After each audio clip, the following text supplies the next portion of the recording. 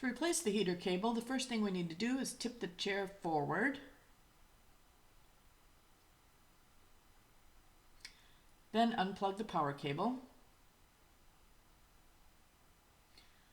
Next, we need to detach the hook and loop fasteners that secure that fabric cover. One on the right-hand side, one in the center, and then there's a loop around the outer horizontal metal frame. Okay, then we can slide that cover to the side. Now we're ready to unplug the heater cable and then disconnect the two connectors.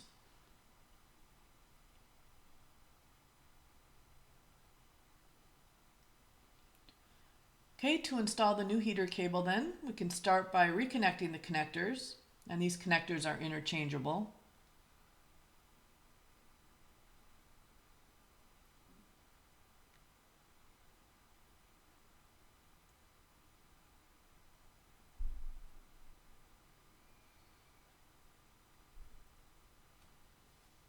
Okay, then we can plug in the heater cable to the main control module, making sure to align those pins so we don't damage them.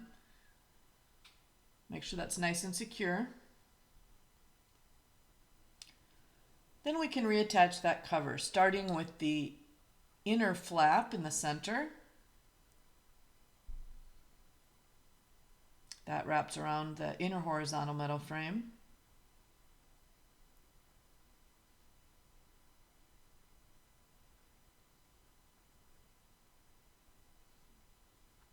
And the loop that goes around the outer metal frame.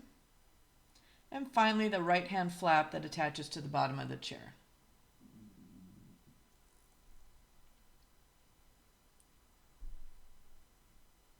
Okay, then we can plug in the power cable. Return the chair to the upright position.